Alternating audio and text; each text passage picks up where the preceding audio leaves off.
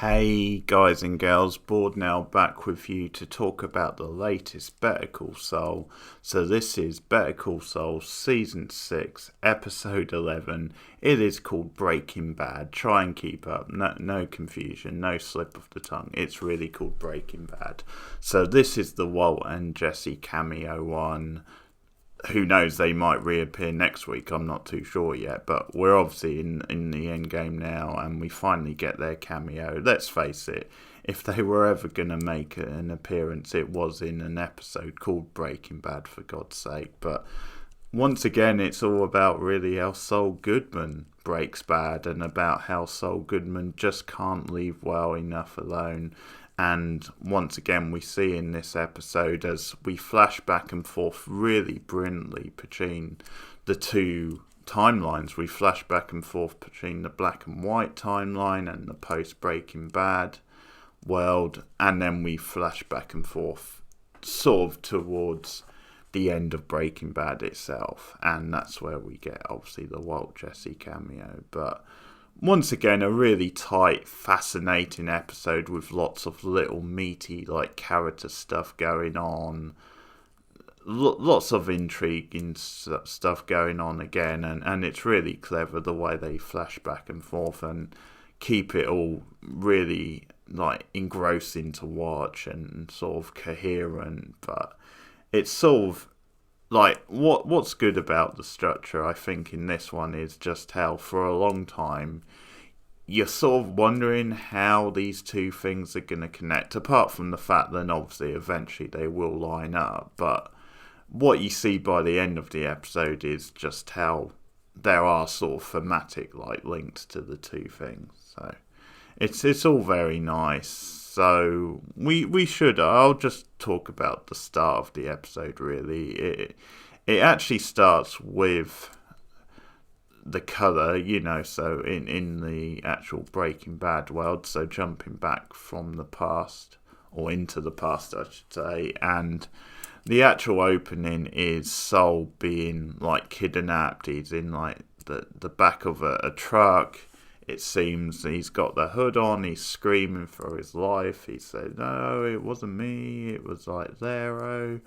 And he's thrown out of the truck. And then we cut to the credits, and we go back to Gene. We go back to Gene in the black and white world.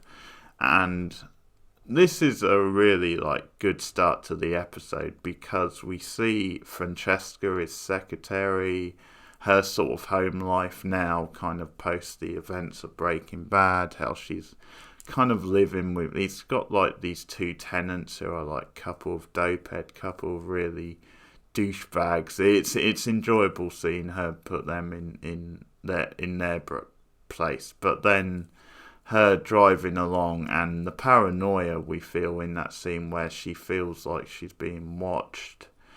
In the end, she stops off by a payphone and she rings Saul, and it's sort of this thing where Saul just wants to check in on what's happening with everything. But before she goes any further, she insists on getting what she's owed to her, and which I'm assuming is some money to keep her going. So Saul directs her to this string that she can pull, and it's at the end of that basically. So then she fills him in, and it's sort of this information along with another thing which I'll talk about in a minute, which leads Saul to his actions in the episode. But first of all, she starts telling him what's going down, that all these businesses, all these different places which they were using to launder money and things, that they're just been taken over by the feds. The feds have taken them over, so there's no prospect of making any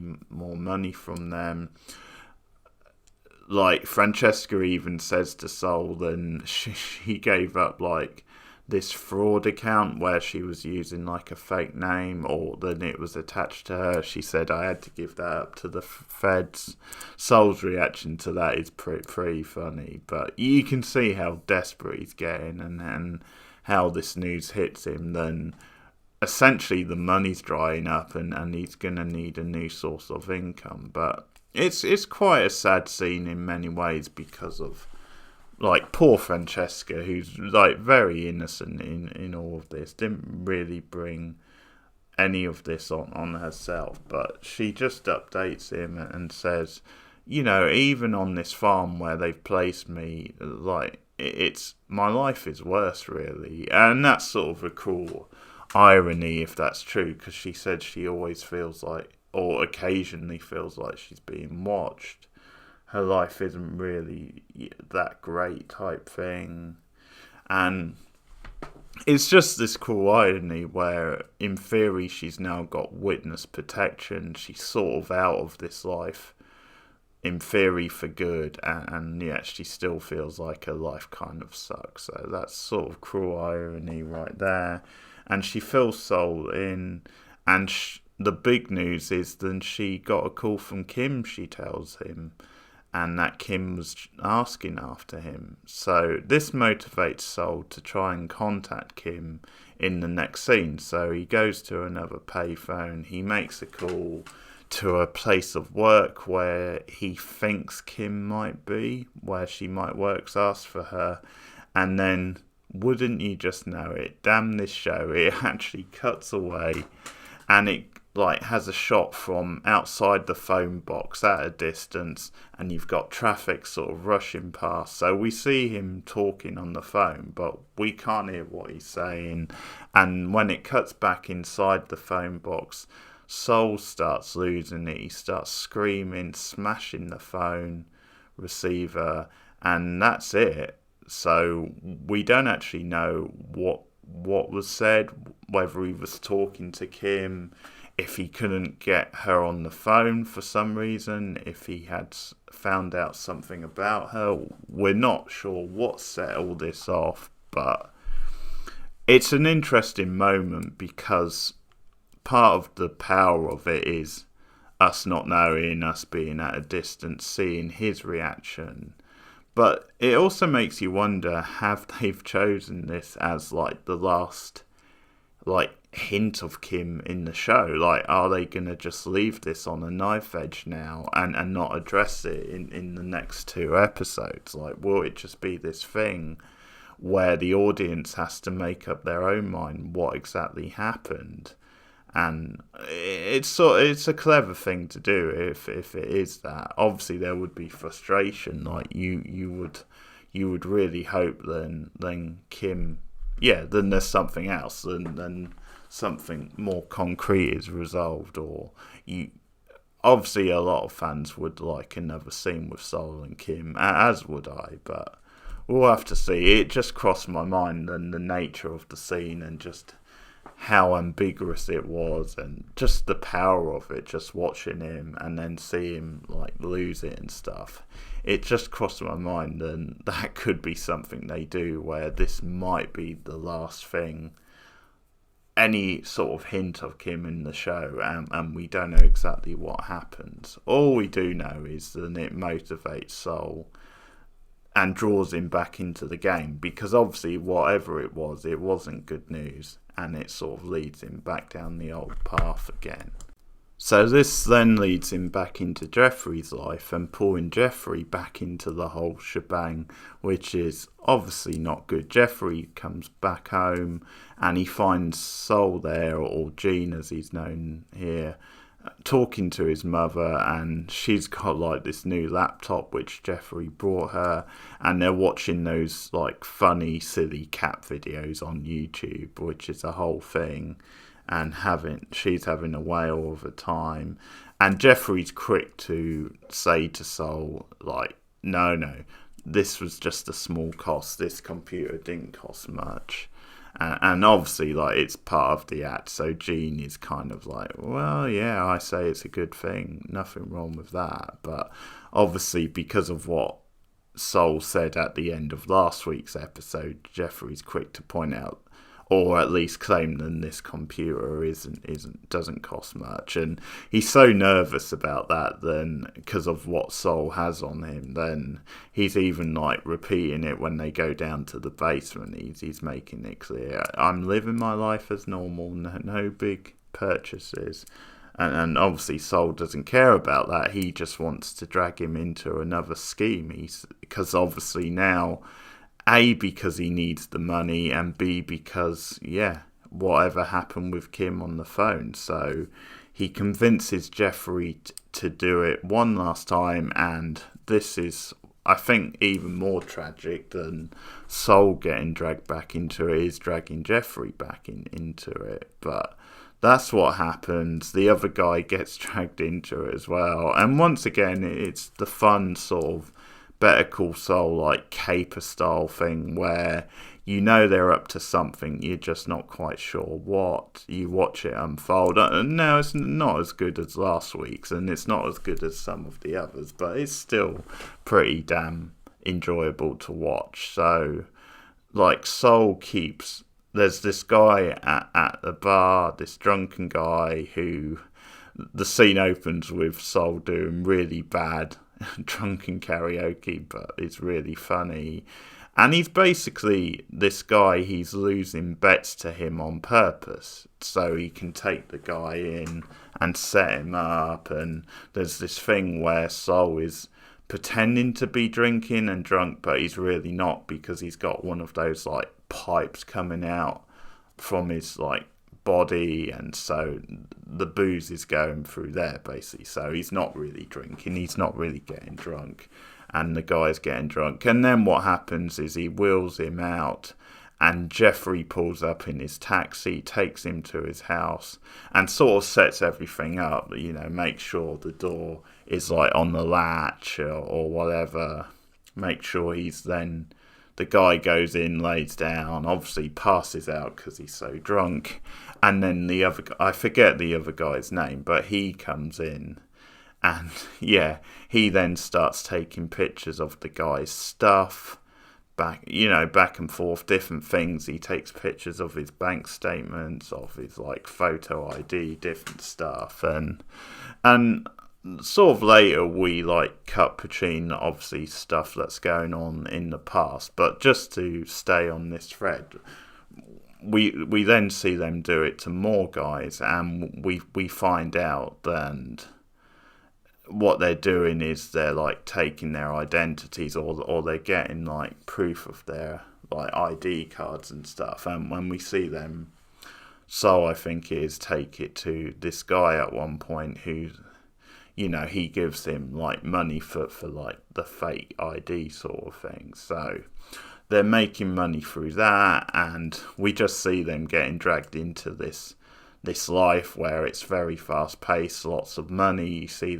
like the three of them at strip clubs lapping it up. Saul's in bed with another like random woman, but once again it's made clear in the episode then he's not happy, then he's living a lie once again, but he just can't help himself, and without Kim he's just gonna fall by the wayside. So there's just good little touches. As I said, part of the tragedy, even more of the tragedy, is the fact that he's doing it to Jeffrey. Jeffrey, at the end of last week, seemed to be out, but now he's been dragged back in, and things are just obviously going to spiral from there.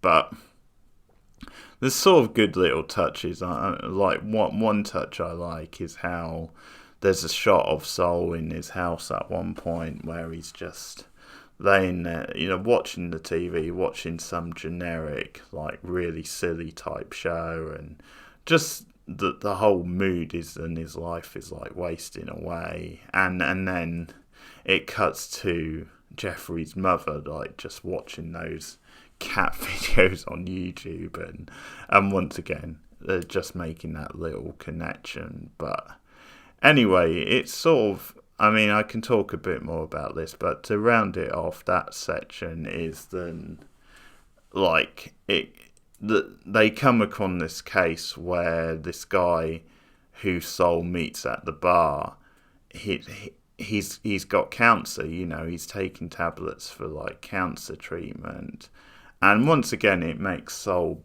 pause and think, and he sort of feels upset. But the clever thing about this is, of course, it's linking to the stuff in the past, the stuff with Walter, because in the flashback to the past, Saul finds out that Walter has cancer. And obviously, again, it's this thing where you can tell he feels bad about what he's doing, but he sort of goes through with it anyway. And there's this bit where, like, the guy's drinking and Saul's like, well, should you be drinking in your condition? And he says, well, you've only got one go around. And Saul's like, hell yeah, or something to that effect. And it's again just these little small things, but again this sort of thing about Saul feeling bad, but also that line about you've only got one go around, and really putting that in focus with Saul, like, are you really making the most of your go around, Saul? And just little bits you can bring away from it. But you do have this conflict where the other guy doesn't want to do it because he feels bad. It's like, no, this guy is like, he's dying from cancer. We can't do this to this guy. And there's this thing where they're actually looking for someone with a good, like, an ideal candidate to sort of, I'm assuming in the long run they want to, like, take his identity type thing, because, like, the other guys that they've just been using, like, to get money from their, like, identities and stuff. But I think that they must be looking for, like, a clear-cut guy to actually, like, pull in and do a whole thing with. But because Saul says, these other guys, they have wives, and connections, and that's no good, sort of thing. But yeah, the other guy just doesn't want to do it. He just feels too bad about, like, scamming a guy who's dying from cancer. And Saul makes this sort of defense, like, what, you think they can't be jerks as well? Believe me, guys who have got cancer can be assholes, I know. And once again, he's talking about Walter. Now, he probably doesn't mean it, although on some levels, because of some of the stuff we see with Walter in Breaking Bad, he might mean it, but it's just this sort of line which, again, connects to Walter and the stuff in the past. And I just like that, how, in a way, the past keeps, bringing Saul back. Like, the past keeps, like, creeping up on him, and it's always a burden. He always has that guilt on his conscience. So that's another side to it. But in the end, the guy just won't do it, and Saul says, okay, go on then, we don't need you, sort of thing.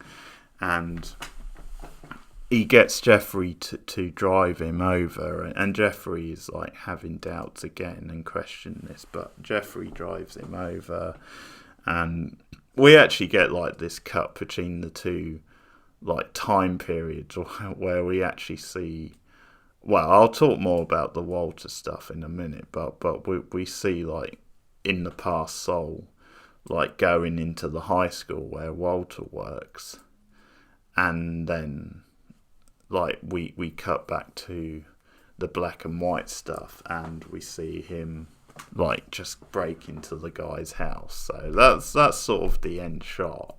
So it's sort of, like, coming back and forth and connecting the two really nicely. But yeah, I don't know now if we'll pick that up next time, if, like, that will just be it and he's obviously scamming the guy and that's it, or if we might get a bit more at that house. I'm not too sure.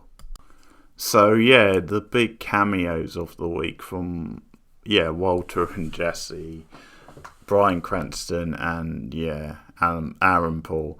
It's funny actually just looking at them, because obviously it's the actors now, and this is several years after the end of Breaking Bad, and I don't know, it might just be me, but I noticed, like, a difference in Aaron Paul's appearance more than I did Bryan Cranston's. Like, I guess it might just be that thing of Cranston being, like, the older sort of middle-aged guy, so maybe his appearance doesn't change as much as Jesse, who's, like, the younger guy, even though, like, I think Aaron Paul at this point must be early 40s, I would say, at least. I mean, maybe like mid-30s at a push, but it's just something I noticed in Aaron Paul. For some reason, his appearance seemed like different, whereas like, yeah, Cranston's didn't. But it's good. It's good the way they work their meme, where they're actually the ones who kidnap Saul from the opening scene. So they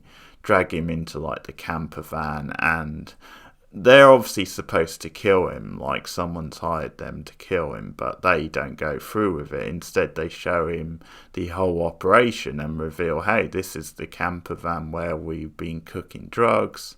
And it's revealed then, obviously, like, Walter is Heisenberg, like Saul finds out for the first time, and it just sort of blows his mind. He sees how they do business in cooking meth, and his eyes just light up. He starts getting ideas. We see him playing with like the sort of round crystal ball that they use to cook meth in, and he's just playing about with it, which you can see is ticking Walter off. And in a way, there's not a lot of like storyline in this bit. It's just, you know, little sort of stuff and connecting stuff. But they talk about like the 18, is it million? I think million, whatever it was. But they talk about that, where Walter's insisting we're keeping that from obviously the drug business.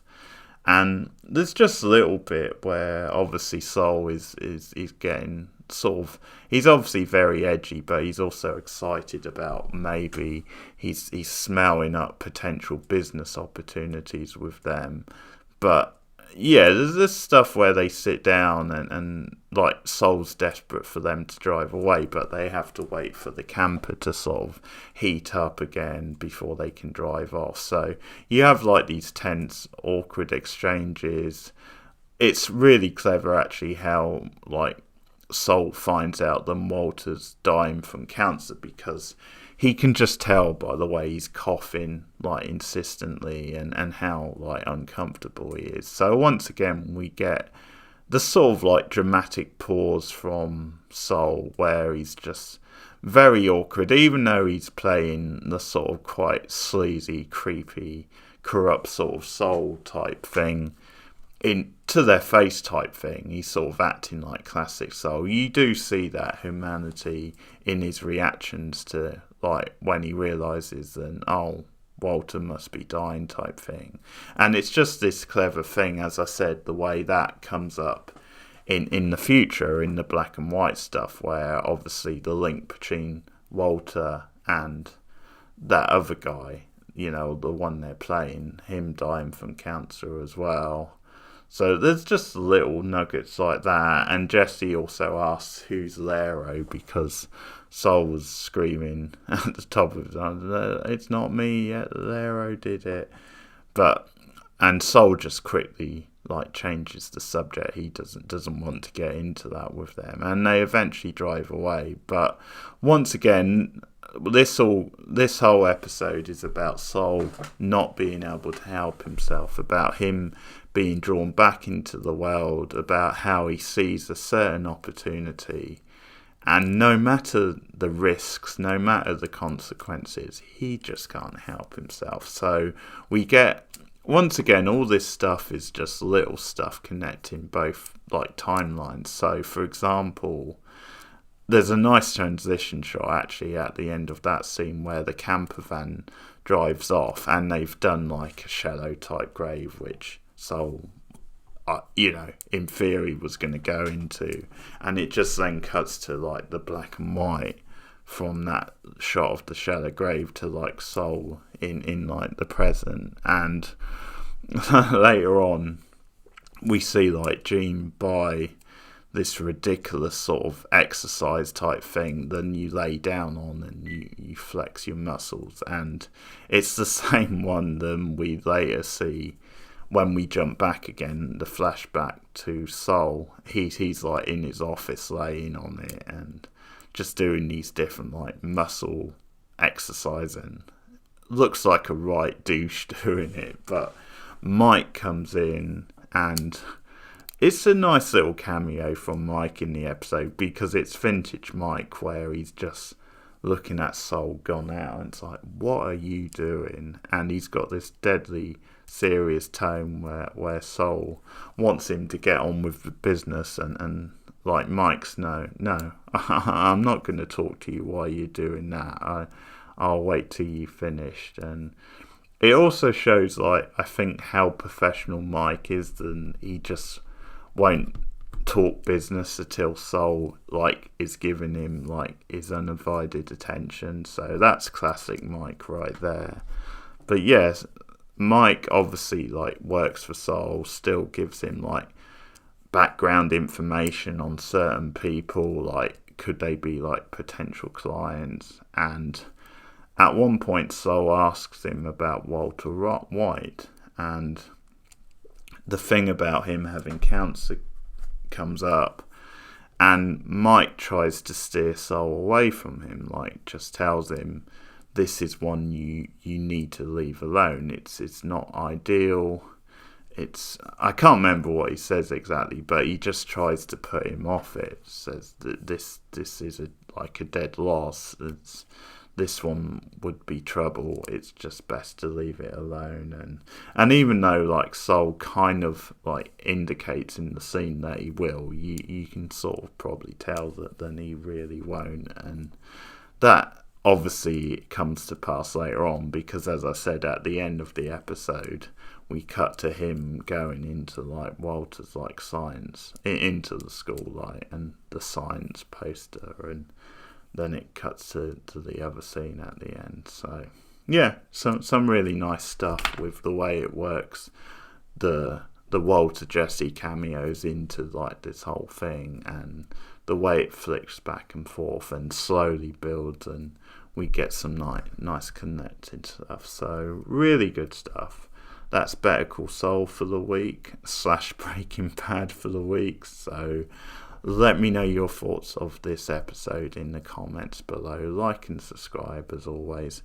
Share me out on social media. You can also support me for some extra perks at patreon.com/boardnow, or you can make a one-off donation at the PayPal account. The link is on the channel, and I'll be back next week with the latest Better Call Saul. Also for another like up-to-date newer TV show I've been doing Paper Girls on Amazon, the new Amazon series. So 8 episodes in season 1. I've almost finished that season, so you can check out those reviews on the channel.